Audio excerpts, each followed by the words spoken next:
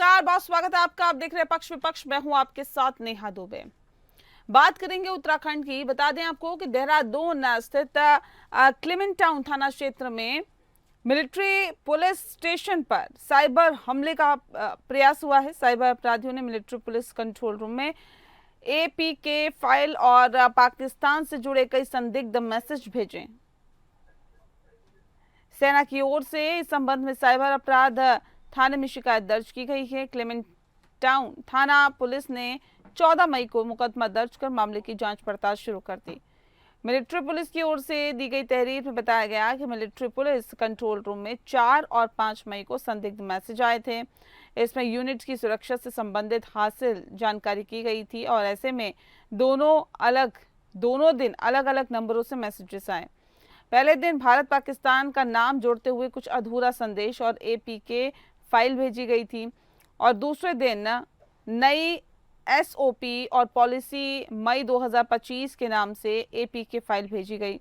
हालांकि फाइल को डाउनलोड नहीं किया गया। फाइल डाउनलोड कर इंस्टॉल की गई थी और ऐसे में अगर फाइल जो है इंस्टॉल की गई होती तो सिस्टम हैक हो सकता था। सेना की ओर से इसे साइबर हमले की कोशिश करार देते हुए पुलिस में शिकायत की गई है। क्लेमेंट टाउन थाना अध्यक्ष संदीप कुमार ने बताया है कि साइबर अपराध थाने में मिली रिपोर्ट के आधार पर अज्ञात लोगों के खिलाफ केस दर्ज कर लिया गया है। उन मोबाइल नंबर्स की भी जांच की जा रही है जिनका उपयोग संदेश भेजने के लिए किया गया था। आज इसी विषय पर हम बातचीत करेंगे। साइबर अटैक के खतरे को समझने की कोशिश करेंगे और समझेंगे कि सरकार क्या कुछ एहतियात बरत रही है। ये जो 14th हमारी इन्फेंट्री डिवीज़न प्रोवोस्ट यूनिट है क्लेमेंट टाउन क्षेत्र की, तो उनका जो मिलिट्री पुलिस कंट्रोल रूम है, तो वहाँ पे 4 और 5 तारीख के दरमियान कुछ अननोन नंबर से कुछ व्हाट्सएप मैसेजेस उनके द्वारा जो है ट्रैक किए गए थे और वो संदिग्ध नंबर थे। उनमें कोई एपीके फाइल जैसा कि बताया जा रहा है कि कोई फाइल वगैरह थी। उस फाइल के माध्यम से जो सिक्योरिटी ब्रीच है या जो हमारे क्लेमेंट टाउन आउटपोस्ट या जो यूनिट की सिक्योरिटी संबंधित कोई जानकारी है, तो उसको गैदर करने की कोशिश जैसा कि वादी के द्वारा बताया गया वो की गई थी। तो उनकी वादी की तहरीर के आधार पर इसमें एफआईआर हमारे द्वारा जो सुसंगत धाराएं हैं आईटीएफ की वो दर्ज कर ली गई है और उसमें इंस्पेक्टर पटेल नगर जो हैं तो उनको वादी बनाया गया है। और आगे जैसे भी इसमें क्योंकि ये टेक्निकल इन्वेस्टिगेशन है, जो नंबर हैं जिससे मैसेजेस आए हैं तो उनको भी डिटेल में उनको ट्रैक किया जाएगा, उनका डिटेल निकाला जाएगा और जो भी इससे संबंधित होगा तो उसके विरुद्ध फिर कार्रवाई इसमें की जाएगी। तो देख रहे हैं आप किस तरह से लगातार साइबर अटैक की कोशिशें की जा रही है पाकिस्तान की तरफ से। हालांकि हमारा साइबर सेल पहले से ही एक्टिव है और पूरी तरह से निगरानी रखे हुए हैं और लगातार इस पर निगरानी इसलिए भी रखे हुए हैं क्योंकि लगातार जो पाकिस्तान है वो अपने नापाक मंसूबों को अंजाम देने की कोशिश कर रहा था। इस विषय पर तफसील से चर्चा करेंगे। खास मेहमान हमारे साथ मौजूद है, उनसे आपका परिचय करा देते हैं। इस वक्त हमारे साथ भूपेंद्र सिंह जी है, वरिष्ठ पत्रकार है। बहुत स्वागत है सर आपका। और हमारे साथ सुधीर जोशी जी जुड़ गए हैं, बीजेपी के नेता हैं। सुधीर जी आपका भी बहुत स्वागत है। इस खास कार्यक्रम की शुरुआत सुधीर जी आपके साथ ही करते हैं। सरकार की तरफ से किस तरह के एहतियात बरते जा रहे हैं, क्योंकि हालात जब भी तनावपूर्ण होते हैं और पाकिस्तान तो अपनी नापाक हरकतों को अंजाम देने की लगातार कोशिश करता है, लेकिन ये साइबर अटैक एक बहुत बड़ा अटैक इसे कहा जा सकता है जो कि पूरे सिस्टम को हैक कर लेता है। ऐसे में सरकार की तरफ से किस तरह की एहतियात बरते जा रहे हैं ताकि इससे बहुत बखूबी निपटा जा सके?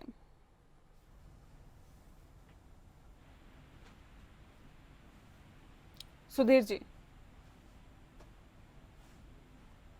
नमस्ते जी। आपका पहले बहुत बहुत आभार। और देखिए साइबर वॉर जिस तरीके से चला है और आप लोगों ने भी देखा होगा अभी, और देहरादून की हम अगर पूरे देश भर की बात करें, अभी जैसे ऑपरेशन सिंदूर ऑपरेट किया गया और भारत ने कैसे पाकिस्तान घुस करके मारा है, तो ये मैं बात आपसे इसलिए कहना चाह रहा हूँ कि आजकल टेक्नोलॉजिकल चीजों को देखा जा रहा है। ड्रोन टेक्नोलॉजी को अभी आप लोगों ने देखा होगा कि किस तरीके से ड्रोन टेक्नोलॉजी के थ्रू तमाम सारे स्ट्राइक किए गए हैं।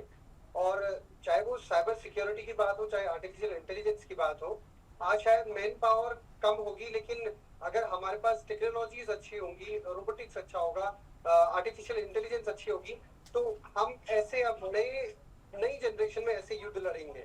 जो वॉरफेयर अब होने वाला है वो टेक्नोलॉजी के माध्यम से होने वाला है।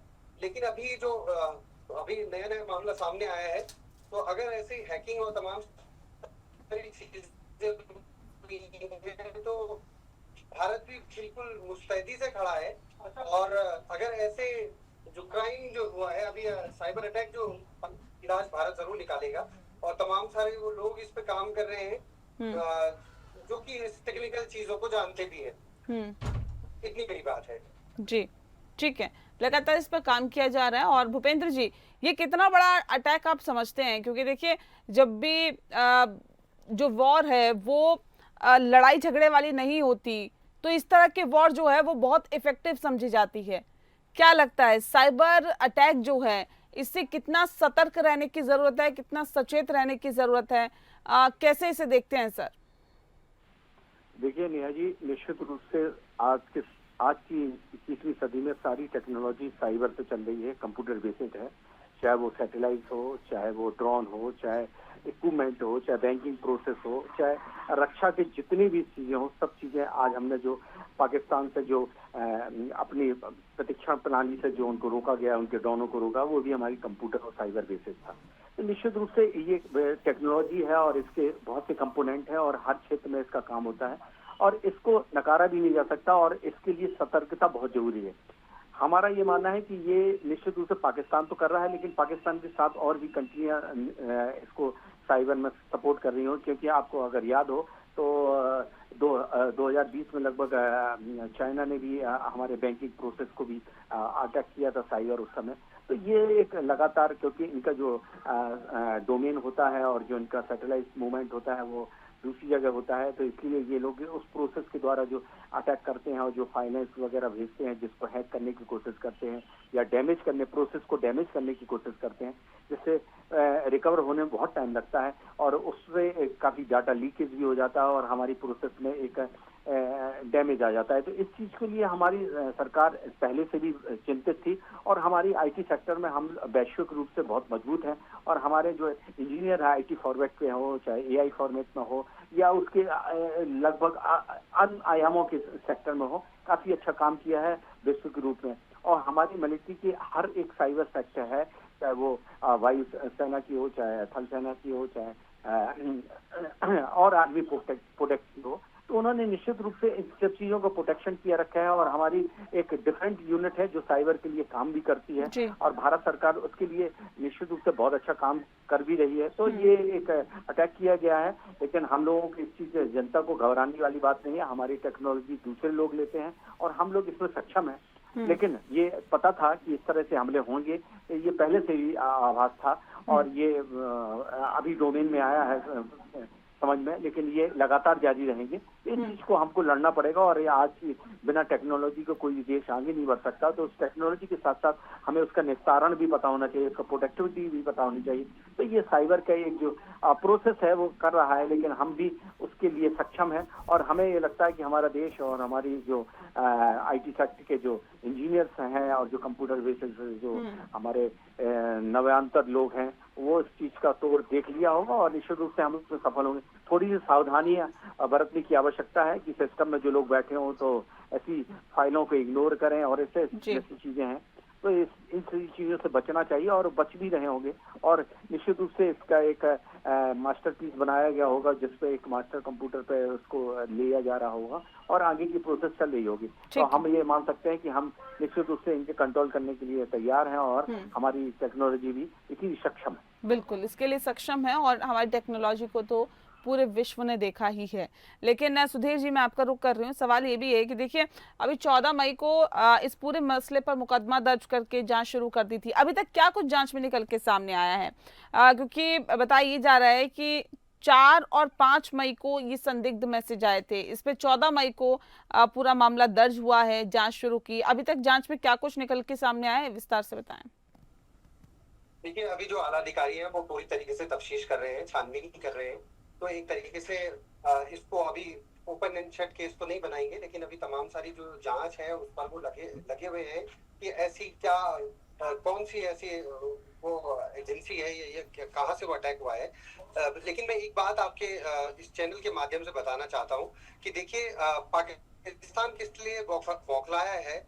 अभी आपने देखा होगा एयर स्ट्राइक अभी भारत ने की, बिल्कुल जो एग्जैक्ट लोकेशंस थी उनको बिल्कुल उन एग्जैक्ट लोकेशंस पर ही एक तरीके से मार की है भारत ने। भारत की जो एयर स्ट्राइक हुई, मिसाइल जो गिरी है, लेकिन अगर उसके कंपैरिजन में अगर पाकिस्तान को देखा जाए तो टेक्नोलॉजी में कितना मतलब अगर वीक कैसा पाकिस्तान है कि उसने चाइना से जो मिसाइल खरीदी थी वो जैसलमेर के किसी खेत में गिरी है, वो फूटी भी नहीं है, वो फटी भी नहीं, तो एक्यूरेसी उनके पास नहीं है। तो अगर टेक्नोलॉजी में जैसे अभी साथी जो चैनल में जुड़े हैं, मैं ये कहना चाहता हूँ कि भारत आज बहुत मजबूत स्थिति में है, चाहे वो टेक्नोलॉजी के क्षेत्र में हो, चाहे वॉरफेयर की स्थिति में हो, और चाहे एयर स्ट्राइक के मामले में हो।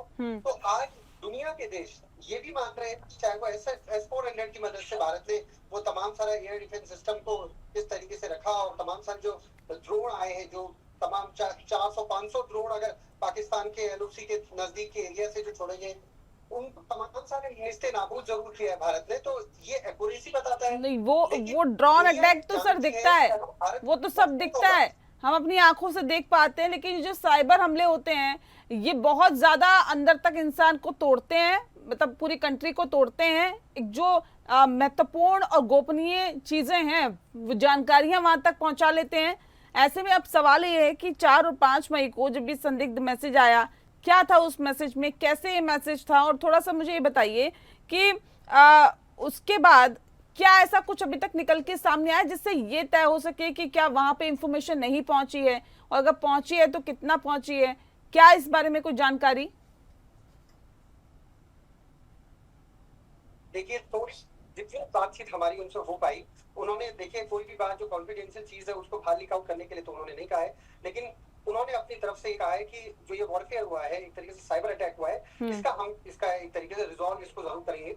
और तमाम सारी इतनी जानकारी वो हम लोगों को दे पा रहे थे, क्योंकि उन्होंने कहा कि इसको अगर पब्लिक डोमेन में रखा जाएगा तो शायद मुझे लगता है कि उससे भी और बड़ी दिक्कत होगी। उन्होंने अभी तक बात हमसे की है। और एक बात मैं कंक्लूड ये करना चाह रहा था, जैसे अभी आपने कहा कि जो देख पा रहे हैं, लेकिन दुनिया भी ये देख रही है कि भारत के पास जो साइबर सिक्योरिटी और तमाम सारी वॉरफेयर सिस्टम है बिल्कुल एक्यूरेट है। एक्यूरेसी कैसे भारत के पास है, तो बहुत सारे जो पाकिस्तान का जो साथ दे रहे, टर्की जैसे देश साथ दे रहे, तो उन लोगों को भी एक तरीके से शायद मुझे लगता है कि उनको भी ये जानकारी चाहिए होगी कि भारत इतना एक्यूरेट कैसा है। ये बात है। ठीक है भूपेंद्र जी, ये क्या बताता है, क्या जताता है कि एक हमले में तो आप जीत नहीं पाए, जो आपने तनावपूर्ण स्थिति LOC पर रखी थी, वहां पे आप जीत नहीं पाए। अब जो आप हरकतें कर रहे हैं ये साइबर अटैक वाली, इससे क्या शो होता है सर? देखिए, ये जब हम किसी अटैक को करते हैं, जब हम आर्मी के बेस पे लड़े और उस पर हम नहीं कर पाए, अपने ड्रोन को सक्सेस नहीं कर पाए, तो एक्यूरेसी जो कि कंप्यूटर बेसिस होता है और वो एक टारगेट फिक्स करता है, उसके तहत वो टाइमिंग दी जाती है और टाइमिंग में वो ब्लास्ट करता है, अपने लक्ष्य पर पहुंचता है। और ये टाइमिंग जब मिस यूज हो जाती है, या फिर अगले के सिस्टम को उसका जो आवरण कवच होता है जो जिसको साइबर के द्वारा हम रोक सकते हैं, वो अगर फेलियर कर देती तो एक बड़ी बात होती है। भारत ने यही किया है कि पाकिस्तान की जो भी हमले हुए उनको पहले ही उसको टारगेट से पहले ही उसको डिफ्यूज कर दिया, और जो भी थोड़ी बहुत अगर एक आध कहीं पड़ा भी है तो उससे पहले ही उसको नियर अबाउट उन्होंने डिफ्यूज कर दिया। ये सब चीजें हुई हैं। साथ साथ अब वो इस सिस्टम को पता करना चाहते हैं, क्योंकि इससे जो वेपन्स थे, जो चाइना के टेक्नोलॉजी वेपन्स थे, वो भी बेसिस थे, और उन्होंने सारी चीजें अधिकांश 80% तो उनकी टेक्नोलॉजी चाइना बेस्ड थी। तो चाइना भी इस समय मार्केट पे एकदम से डाउन हुआ है, क्योंकि उसकी टेक्नोलॉजी फेल हुई है कि एक्यूरेसी उसमें है नहीं है। तो ये सब चीजें आज के टेक्नोलॉजी पीरियड में, तो ये सब चीज पता करने के लिए वो साइबर अटैक करते हैं, और साइबर अटैक के कारण इसकी एक्यूरेसी को पता करने की कोशिश करते हैं। ये एक आप कह सकते हैं कि छद्म युद्ध टाइप का है जो पर्दे के पीछे है, उसकी टेक्नोलॉजी को पता करना, उसके इक्विपमेंट को पता करना, उसकी जानकारी को पता करना, क्योंकि ये सब चीजें सिस्टम में डली जाती हैं और सिस्टम से प्रोसेस से वो हैंग करके या फिर उसकी अटैक करके इस तरह से वो जानकारियां लेते हैं। तो ये जो सिस्टम बेस पे उन्होंने कोई जैसे फाइल भेजी और उसका आपने डाउनलोड किया और सिस्टम को हैक कर लिया, फिर वो रीड डाउन कर रहे हैं और सिस्टम में जितनी भी नॉलेज है उसको अपनी जानकारियों को ले लेते हो, क्योंकि आज के समय में सारी जानकारियां सिस्टमों में रहती हैं। लेकिन हमारे यहाँ 3 लेयर 4 लेयर उसकी सिक्योरिटी हुई रहती है कि ऐसा नहीं होता कि एक अटैक किया तो हमने हमारी जानकारी चली गई, ऐसा नहीं है, क्योंकि उसमें लॉकिंग प्रोसेस होता है और उसमें पासवर्ड प्रोसेसिंग होता है, तो ऐसी अंतिम और कई लेयर की रहती है, तो ऐसा भी नहीं है। लेकिन हाँ, इन सब चीजों से हमें सतर्क रहना है, क्योंकि पाकिस्तान और जो चाइना कंट्री है, जो कि जब सीज फायर हुआ उसके बाद उसने जिस तरह से उसका पाकिस्तान का साथ देने की कोशिश की और उसकी जो मार्केट में जिस तरह से वैश्विक रूप से जो विश्व स्तर पर उसकी जो मार्केटिंग डाउन हो रही है, तो उसके लिए ये सब किए जा रहे हैं प्रोसेस। लेकिन भारत सक्षम है, और अभी बीजेपी के प्रवक्ता भी कह रहे थे, और क्योंकि हमारे जो नई टेक्नोलॉजी के रिलीज में हमने विदेशों का सपोर्ट किया है, चाहे हम देखें आप अमेरिका के वहाँ की अंतरिक्ष प्रणाली हो, तो वहाँ के लिए हमारे भारतीय वैज्ञानिक सबसे ज्यादा, और हमारे DRDO इसरो वगैरह ने इसके बीच में बहुत सा काम किया है, और हमने तो बेसिकली रूप से ऐसे डोमेन भी तैयार कर रखे हैं जो साइबर अटैक को डिफ्यूज करते हैं और उनकी जांच करते हैं। अब ये IP नंबर कहाँ से आया है, कैसे आया है, ये इन्वेस्टिगेशन का पार्ट होगा, जो आपने कहा है जिस तरह से FIR हुई है, तो इसके लिए साइबर सेल काम करेगी। वो तो एक थाने में होगी, लेकिन वहाँ की जो पुलिस की साइबर एक्सपर्ट होगी, तो वो IP नंबर पता करेगी किस डोमेन से आया और कहाँ से हुआ है, तो ये ये सब चीजें पता चलेंगी, और इससे पता कर लिया जाएगा कि वो क्या चाह रहे थे और क्या प्राप्त करना थे और कौन लोग हैं। तो ये सब चीजें प्रोसेस हो, लेकिन हमको निश्चित रूप से इस टेक्नोलॉजी के साथ समय तर अधिकतर इस तरह से सक्षम होते जाना चाहिए, और निश्चित रूप से ऐसी वाली समस्याएं आए दिन आएंगी, क्योंकि हर सेक्टर में कंप्यूटर है, हर सेक्टर में साइबर है, हर सेक्टर में इंटरनेट का जाल है, तो निश्चित रूप से किसी भी सेक्टर को भी डिफ्यूज करने की कोशिश की जा सकती है हमारे विरोधी देश द्वारा, जो कि हम पूर्व घोषित है। तो हमको उस तरह से तैयार होना है, और हम तैयार हैं भी, और इस समय तो खासतौर से क्योंकि अलर्टनेस है पूरे देश में, तो ये सब चीजें हैं, लेकिन साथ साथ एक आम जनता को भी उसमें अलर्टनेस की आवश्यकता है, क्योंकि वो जनता के भी चीज का सहयोग करके उनसे जानकारियां ले सकते हैं, क्योंकि आए दिन हमने पाया है कि इस तरह से जासूसी करके और इस तरह से उन लोगों को इंटरनेट के द्वारा माध्यम से लेने की कोशिश की। बिल्कुल बिल्कुल, तो हमने देखा था उस वक्त, और कई खबरें आई थी कि पाकिस्तान की तरफ से न सिर्फ ड्रोन, न सिर्फ मिसाइलें छोड़ी गई, जिसको हवा में ही भले ही हमने मात दे दी हो, लेकिन वो नापाक हरकतें लगातार कोशिश कर रहा था करने की, और साथ ही साइबर अटैक किए जा रहे थे। लेकिन एक सुधीर जी, सवाल इस बात को लेकर भी है कि उत्तराखंड क्यों, क्या वजह इसके पीछे आप मानते हैं? पिथौरागढ़ जैसा जिला जो सीमांत जिले हैं, या आप चमोली को देखें, बद्रीनाथ के बाद अगर आप लोग माणा की तरफ या नीति की तरफ देखें, तो वहाँ रिम्पिंग बॉर्डर है, उसके बाद चाइना बॉर्डर स्टार्ट है। आप पिथौरागढ़ में देखें तो लिपुलेख लास्ट पॉइंट एरिया है, जिसके बाद चाइना स्टार्ट हो जाता है। तो ऐसे बॉर्डर्ड एरियाज है, चाइना उसके बाद खड़ा है, और ये पाकिस्तान की मदद जिस तरीके से चाइना कर रहा है, आप सब लोग जानते हैं, जैसे CPEC जैसा एक बड़ा एक प्रोजेक्ट पाकिस्तान के साथ चल रहा है। तो ये तमाम सारी चीजें पाकिस्तान और चाइना मिलकर के कर रहे हैं कि भारत को कैसे एक तरीके से अटैक किया जाए। तो आप भी जानते हैं और हम भी जानते हैं कि जो मतलब एक तरीके से जो बॉर्डर एरियाज जो स्टेट है, उनको टारगेट करना ही मकसद है। तो आपने चाहे वो पेंगोंग में देखा, चाहे गलवान में देखा, तो ऐसे ही ये बॉर्डर एरिया है, यहाँ पर भी कुछ ना कुछ हो सकता है। तो इस वजह से, और साथ ही साथ जो आप NDA देखेंगे, जितने भी अधिकारी हैं, जितने CDS से क्वालिफाई होकर के निकलते हैं, तो आप देखेंगे तो चाहे वो क्लेमेंट टाउन, या आप देखेंगे यहाँ यहीं से वो सारे तमाम सारे अफसर निकलते हैं, जहाँ से लेफ्टिनेंट बनते हैं। तो देहरादून वो मेन मिलिट्री स्टेशन है जहाँ से कि तमाम सारे अफसर निकलते हैं। तो ऐसा पहले भी देखने को मिला है कि बहुत सारे पाकिस्तान के 2-3 जो लड़के थे, वो कैसे सिलेक्ट हो जाते हैं, उनका सिलेक्शन कैसे हो जाता है कि वो वहाँ ये देहरादून में आ जाते हैं, वो यहाँ ट्रेनिंग लेने लग जाते हैं लेफ्टिनेंट की। तो ऐसे पहले भी हुआ है, पहले भी जो नापाक करते रहती हैं पाकिस्तान की, वो करता आया है। तो देहरादून वो मेन सेंटर पॉइंट भी है, जहाँ से तमाम सारे आला अधिकारी भारत की सेना में जाते हैं। इस वजह से इसको देहरादून को मेन टारगेट इन्होंने जरूर बनाया होगा, ऐसा मेरा मानना है। और एक और बात ही मैं कह सकता हूँ कि बॉर्डर एरिया है, इस वजह से भी पाकिस्तान और चाइना का शायद ऐसा कुछ नापाक इरादे हो सकते हैं। जी चलिए, बहुत शुक्रिया आपका सुधीर जी, और भूपेंद्र जी आपका बहुत बहुत शुक्रिया इस विषय पर तफसील से चर्चा करने के लिए और सीधे हमारे साथ जुड़ने के लिए। तो जाहिर तौर पर लगातार जो पाकिस्तान है अपनी हरकतों से बाज नहीं आ रहा है, लगातार इस तरह की हरकतें कर रहा है। हालांकि यहाँ से पहले भी मुंह तोड़ जवाब दिया जा रहा था और अब भी उनकी तमाम जो हरकतें हैं वो नाकामयाब ही साबित हो रही है और लगातार भारत अपने आप को मजबूत करने की कोशिशें लगातार कर रहा है, विकास के पथ पर लगातार आगे बढ़ रहा है और ये कहीं ना कहीं दिक्कत पाकिस्तान को अभी भी परेशान कर रही है कि भारत आखिर इस तरह से आगे क्यों बढ़ रहा है। पक्ष में फिलहाल के लिए इतना ही। मुझे दीजिए इजाजत। नमस्कार।